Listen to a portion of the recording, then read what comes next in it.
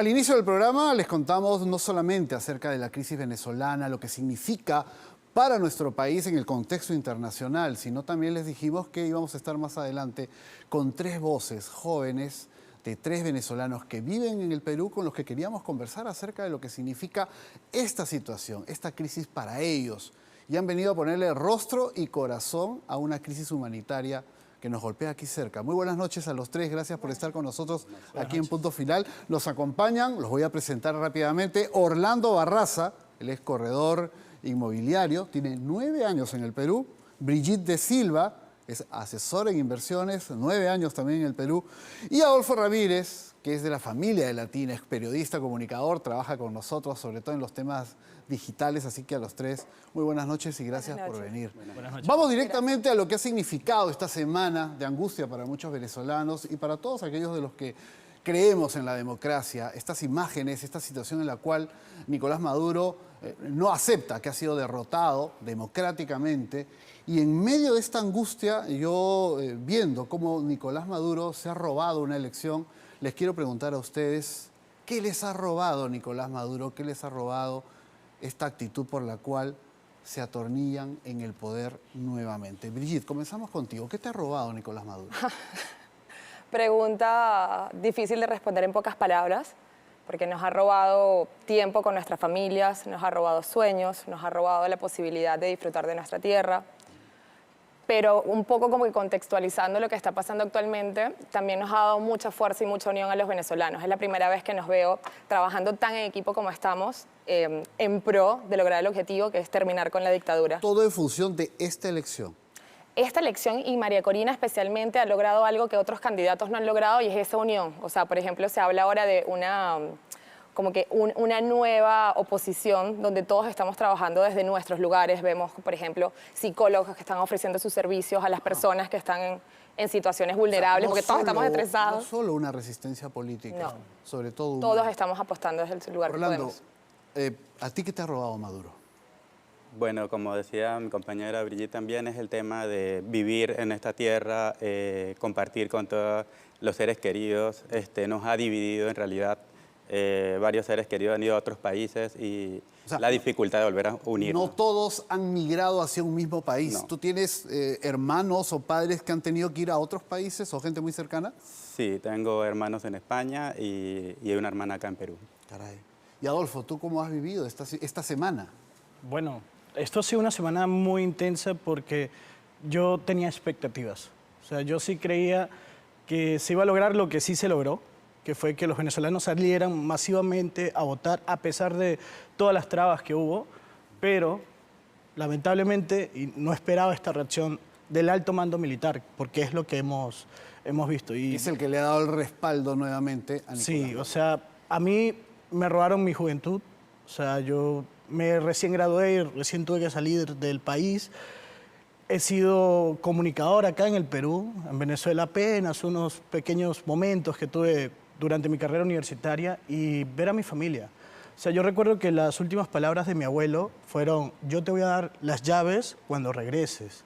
Y mi abuelo falleció. ¿Quién me devuelve ese último abrazo? O sea, ¿quién me devuelve el compartir con mis padres que ni siquiera están en Venezuela? También tuvieron que irse. Ustedes tres hablan de la familia, que sin duda es el componente esencial para todo ser humano. Trabajamos, estudiamos, nos esforzamos porque queremos sacar adelante a quienes nos rodean, a quienes son nuestra sangre, además obviamente de la realización a la que cada uno sueña. Pero cuando Nicolás Maduro anuncia prácticamente al día siguiente, muy temprano, el comité electoral, que ha sido reelegido abrumadoramente, sin mostrar las pruebas, ¿en quién pensaron? ¿En quién fue la primera persona en la que pensaron, Brigitte? Yo en realidad más que una persona pensé en mi país. Yo sentí como si se había muerto algo. O sea, fue desgarrador, fue muy difícil confrontarme nuevamente con la injusticia, con el descaro, porque fue descarado. Las imágenes hablan por sí solas, que cientos de venezolanos, millones de venezolanos, elegimos un cambio. Entonces, más allá de pensar en una persona, pensé en todos los venezolanos y en mi tierra, que la extraño tanto. ¿Has dejado familiares directos, amigos muy cercanos allá o todos ya han salido? Amigos muy cercanos sí, pero ya toda mi familia migró, está en otro país. Y también estamos todos separados, entonces... Cuéntanos un poquito eso, porque muchos tienen la idea de que, claro, llega un venezolano y trae a su familia de inmediato, pero luego hemos estado conociendo diversas historias en estos días. No es así necesariamente. Es que sabes que también hay un reto de adaptarte a la cultura de un país. Entonces, mi familia fue migrando de a poco porque también fueron pensando, no, que se vayan ellos, y así fue pasando el tiempo hasta que una parte de mi familia se fue a México, otra parte se fue a Colombia, otra parte se fue a Estados Unidos, y así de a poco nos fuimos separando. Entonces, digamos que yo intento verlo con optimismo y digo, bueno, tengo muchas casas a donde llegar, Claro, pero obviamente duele mucho el no crecer, el no ver a mi abuela envejecer, no ver a mi madre envejecer y que ellos se pierdan de Es el momentos tema, también. ¿no? La cercanía. Finalmente uno puede decidir migrar, pero si lo hace por obligación, por necesidad, Exactamente. los plazos se alargan. Orlando, cuando Maduro defiende, entre comillas, su reelección, ¿tú en quién pensaste? Bueno, como precisamente todos, creo que es precisamente en el país, en todas las personas, todos los venezolanos, porque creo que esta vez ha sido un poco diferente en la forma en la que se han venido presentando las cosas. Primero, las redes sociales se ha vuelto un potencial actualmente para poder comunicar y ver toda la realidad que está sucediendo actualmente en el país. Ya que precisamente los medios de allá nunca han comunicado lo que realmente pasa. Bueno, hace una década Maduro los capturó. De la noche a la mañana aparecieron inversionistas que nadie conocía, compraron los medios de comunicación privados, otros los estatizó, entonces no hay la posibilidad de discutir estos temas abiertamente. Pero me dices que a través de las redes sociales circulaba la información. Sí, y precisamente sentimos como que en este caso María Corina tiene como una estrategia que no se había preparado anteriormente, y precisamente cada paso que da Maduro adelante, ella ya tiene cómo defender este paso. Entonces todavía no se pierde la esperanza por completo, porque sentimos que todavía quedan herramientas que están sacando poco a poco y no puede presentar todo el plan de una vez porque si no se puede caer. Claro. Entonces, Hay una estrategia detrás. hay una estrategia que se está implementando. Adolfo, tú eres periodista, trabajas con nosotros, estás al tanto del día a día, de lo que ha significado esta situación crítica para Venezuela, pero sobre todo para el continente, ¿no? Sin embargo, hay quienes señalan que la situación solo va a cambiar si hay una guerra civil en Venezuela. Es fácil hablar de una guerra civil, es muy fácil hablar de violencia cuando uno no está allí, ¿no es cierto? Sí. Pero, ¿qué tan viable lo ves? ¿Qué tan peligroso o riesgoso puede ser esto? Mira, hoy pasa en Venezuela que no hay una guerra civil porque quien es reprimido no responde, pero quien trata de reprimir sí reprime con toda la fuerza. Hay muertos, hay muchos muertos. O sea, la Fuerza Armada que Sí. es la que tiene las armas. Sí, tiene las armas y reprime de una manera violenta. Quiero destacar algo, y es que la elección no solo se hace para civiles, también se hace para los cuerpos armados. Y dentro de los cuerpos armados, y es algo que dio a conocer Andrés Izarra, un exministro de Comunicaciones de Chávez, los periodistas chilenos que fueron retenidos Así es. y estuvieron cerca de los militares, ellos cuando llegan a Chile cuentan que escucharon a los militares decir que no saben cómo sostener esto porque Maduro perdió dentro de los cuerpos militares. O sea, dentro de la votación interna, perdió, dentro de la escuela de policías, perdió. Hay 25 policías desaparecidos. Ahí se habla de 70 militares que están presuntamente bajo vigilancia porque Maduro hoy no confía en nadie.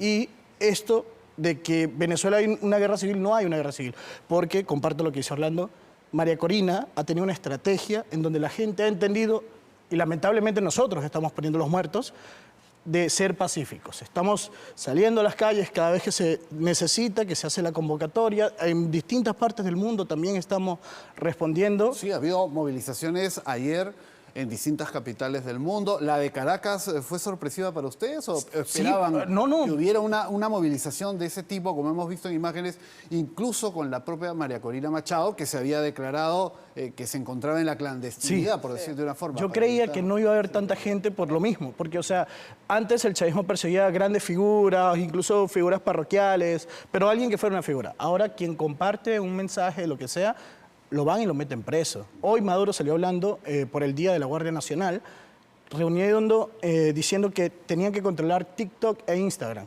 porque por ahí se estaba filtrando el mensaje. O sea, lo potente que ha sido la organización con los comanditos, con los equipos de María Corina, y es triste porque yo recuerdo, y esto para volver al día de la elección, yo recuerdo cuando estábamos reunidos los venezolanos acá en un parque en la capital, y yo me voy antes, porque sospeché que este escenario era posible. Aunque tenía la fe, yo quería estar totalmente equivocado, y yo siempre apoyé por la votación, sospeché que este escenario era posible, y yo dije, no voy a tener corazón no voy a tener lágrimas para estar rodeado de tanta gente triste. Y me fui a mi casa a estar triste solo y también sentí que me quitaron un pedazo de alma porque ahorita el pensamiento del venezolano no es uno. Ya algunos migramos, estamos cómodos, algunos en Venezuela han logrado acomodarse dentro de la situación del país, pero todos como colectivos queremos sentir el país otra vez estable, sentirnos orgullosos de cómo va a crecer o puede crecer nuestro Ahora, país. ustedes, por lo mismo que tienen ya varios años en el Perú, ¿son conscientes que también hay un temor entre la población peruana como en la población de otros países? Hay una migración muy importante de venezolanos en Colombia, son más de 2,5 millones, aquí son 1,5 millones, en Chile son casi 500,000, y hay reacciones políticas. Las autoridades señalan que van a reforzar las fronteras, que va a haber un mayor control. Sin embargo, para muchos peruanos lo que ocurre hoy en Venezuela va a ser un poco también digamos, el punto de partida de una mayor ola migratoria. ¿Eso es posible, Brigitte? Sí, lo veo muy posible. Ahora, lo que me llama mucho la atención, por ejemplo, esta semana lo que pasó en la OEA, que entendiendo que el problema de una nación, si no se trata a tiempo, termina afectando al resto de las naciones y que no hagan nada. Entonces, al final se termina poniendo la lupa y juzgando al migrante y al desplazado, pero no al problema que causa, ¿no? Que tantas personas se vean desplazadas. Es consecuencia. Claro, de la crisis. entonces, obviamente, una migración, una ola tan grande, abruma a las demás naciones, pero yo creo que lo que tienen que hacer las demás naciones y las personas es juzgar el problema. ¿Qué hacemos para solucionar la raíz de eso? Y presionar a Maduro. Y presionar a Maduro para la salida, porque al final el desplazado está en una situación vulnerable. Claro, el desplazado viene buscando servicios básicos porque tiene que sobrevivir y claro, el país no está, digamos, acondicionado, preparado para asumir salud, educación, incluso el tema de la seguridad, pero en el entorno que tú conoces allá, ¿consideras que va a haber una ola migratoria nueva a partir de si Maduro se queda en el poder? Actualmente yo creo que sí. De hecho, supuestamente mi familia vive en la frontera de Venezuela con Colombia y se escucha que ya empezaron a salir, de hecho. Wow. Entonces, es algo que ya está sucediendo porque hay personas que tenían todavía esa esperanza y esa fe de que se habían quedado tratando de luchar y demostrarle al país que sí se podía, pero ya llega un momento que se vuelve insostenible, porque actualmente si no tienes un familiar afuera que te pueda ayudar económicamente, no puedes comer ni siquiera de la canasta básica para poder conseguir las medicinas, la alimentación y todo. Entonces, esta es la parte difícil y creo que muchos van a empezar a migrar nuevamente. Ahora, lo veíamos estos días, Adolfo, tú también desde Noticias creo que notabas cómo luego de la elección inmediatamente todo se paraliza en Venezuela, no solo Caracas. Los mercados no abren, los supermercados menos, las farmacias, todos los servicios, incluso transporte, paralizado por temor y por la propia escasez generada a partir de la situación de inflación, de pobreza que se vive. ¿Qué le espera a tus amigos o familiares que aún están allá en estos días? Sí, en estos días pasó algo muy gracioso porque como han estado cerrados los negocios debido a las multitudes que están en las calles, han venido las fuerzas tributarias con las Fuerzas Armadas a cerrar negocios que estaban cerrados. O sea, porque ¿por qué cerraste? ¿Obligándolos a abrir? Sí. Pese a que ya estaban cerrados. Sí, o sea... Para que no se genere la sensación de que el pueblo se ha recluido. Exactamente. Sino volver a la normalidad. Entonces están cerrando negocios que estaban cerrados. Hoy ya ha habido un poco más de apertura, negocios están abriendo por este temor. O sea, a mí me parece curioso que antes Maduro o los organismos, las ONGs, daban cifras de detenidos, muertos, que superaban a las que daba el régimen en ese momento. Hoy, la ONG Foro Penal, que es los abogados que se encargan de velar por los derechos humanos, dan que hay 988 detenidos. Entre esos, 70 son menores de edad. Pero el propio Maduro dice que tiene 2.000, que tiene 3.000, o sea, y que va por más. O sea, hoy Maduro, su mensaje es de temor. Y eso puede alentar a una nueva ola migratoria, que ya salimos 8 supuestamente, aún quedan 22. 8 millones. Aún quedan 22 millones de personas. O sea, claro. ¿Qué estamos hablando? De que dónde se va a ir y dónde se va a formar la nueva Venezuela, básicamente. Brigitte, ¿qué avisoras? ¿Qué ves? ¿Qué puede ocurrir en los próximos días en tu país, en Venezuela? Desconozco. ¿Qué quisiera yo? ¿Qué quisieras tú? ¿Qué quisiera yo? Uno, que no tengamos más mártires en nuestro país. De verdad que es muy injusto que simplemente por ser diferente, por querer oportunidades, un país libre, democracia, estén muriendo tantas personas. Entonces quisiera que pare la injusticia, que paren las muertes. Van más de 20 muertos, digamos, dentro de lo que está reconocido. De lo reconocido. Fuera del número de heridos que crece, porque la manifestación de ayer también ha generado represalias. Sí. Pero entre los amigos o familiares que aún te quedan, ¿cuál es el sentir? Todos nos sentimos, mira, es como una montaña rusa de emociones, porque por una parte estamos muy tristes, pero también decimos, oye, este es el momento para apostarlo todo. Entonces hay que mantenernos firmes, hay que ser fuertes, no es momento para llorar, es momento para apostar a que el país lo vamos a recuperar. Hay que movilizarse, Orlando. Hay que movilizarse. Hay que ir a estas movilizaciones allá, sobre todo, que es donde Maduro siente que el pueblo le pierde miedo y sale a las calles. Me imagino que es duro para las personas que conoces tú, que viven allá.